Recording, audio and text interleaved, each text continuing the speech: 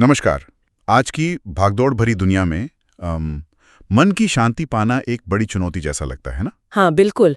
हर तरफ जैसे शोर है, सूचनाएं हैं, तनाव है। तो इसे समझने के लिए आज हम बुद्ध की एक बहुत ही सरल लेकिन गहरी कहानी पर थोड़ी गहराई से चर्चा कर रहे हैं। जी, कहानी का नाम है कीचड़ और शांत मन। हाँ, और हमारा मकसद है ये देखना कि कैसे ये छोटी सी कहानी जिसमें बस पानी और कीचड़ है, वो हमें अपने बेचैन मन को संभालने का एक बहुत ही व्यवहारिक तरीका सिखा सकती है। बिल्कुल, ये कहानी हमें रोजमर्रा की उलझनों के बीच एक ठहराव और क्या कहते हैं, स्पष्टता पाने का नजरिया देती है। कहानी एक परेशान युवक से शुरू होती है। उसका मन पूरी तरह बिखरा हुआ है, विचारों की उथल पुथल है, शांत नहीं है बिल्कुल। हाँ, और वो शांति की तलाश में बुद्ध के पास पहुंचता है। और बुद्ध उसे कोई लंबा चौड़ा उपदेश नहीं देते, वो बस उसे एक कटोरा देते हैं, उसमें पानी डालते हैं और फिर उसमें मुट्ठी भर कीचड़ मिला देते हैं। फिर कहते हैं इसे हिलाओ। हिलाओ, और जैसे युवक उसे हिलाता है, पानी पूरी तरह गंदा मैला हो जाता है। मतलब कुछ भी आर पार देखना नामुमकिन। बिल्कुल। ये तस्वीर बहुत जानी पहचानी लगती है, नहीं? जब हमारा मन चिंता, डर या गुस्से जैसे विचारों से भर जाता है। हाँ, तो बिल्कुल ऐसे ही धुंधलापन छा जाता है, स्पष्टता खो जाती है। हाँ, यही तो बात है। वो गंदला पानी हमारे अपने अशांत मन का एक तरह से सटीक प्रतिबिंब है। और दिलचस्प ये है कि पहले उसे हिलाने को कहा। हाँ, शायद ये दिखाने के लिए कि जब हम अपनी परेशानियों से जूझते हैं, उन्हें ठीक करने की कोशिश में और उलझते हैं, तो अक्सर हम स्थिति को और बिगाड़ देते हैं। जैसे पानी और गंदा हो गया। बिल्कुल। फिर आता है कहानी का सबसे महत्वपूर्ण मोड़।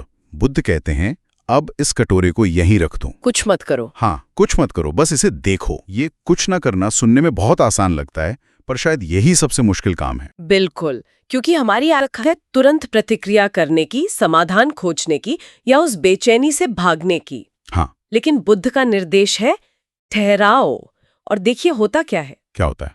धीरे धीरे, बिना किसी बाहरी मदद के, वो भारी कीचड़ अपने आप नीचे तल में बैठने लगता है। अच्छा, अपने आप? हाँ, अपने आप। और पानी? वो धीरे धीरे साफ होने लगता है। ऊपर का पानी एकदम निर्मल, पारदर्शी हो जाता है। कीचड़ अब भी है, वो गया नहीं? नहीं, कीचड़ तो है, लेकिन वो नीचे बैठ गया है। पानी की शांति को भंग नहीं कर रहा। तो बुद्ध इसी प्राकृतिक प्रक्रिया को मन पर लागू करते हैं। जी, वो समझाते हैं कि जैसे पानी को शांत होने के लिए बस स्थिर छोड़ने की जरूरत थी, वैसे ही मन जब विचारों और भावनाओं के कीचड़ से भर जाए, हाँ, तो उसे और छेड़ने, उसमें और विचार डालने या उससे लड़ने के बजाय अगर हम बस उसे थोड़ी देर के लिए स्थिर होने दें, साक्षी भाव से देखें, जैसा कहते हैं। हाँ, साक्षी भाव से देखें, तो वो खुद ब खुद शांत होने लगता है। इसका मतलब ये नहीं कि समस्याएं गायब हो जाती हैं, जैसे कीचड़ गायब नहीं हुआ। नहीं, बिल्कुल नहीं। लेकिन मन की सतह पर शांति और स्पष्टता आ जाती है।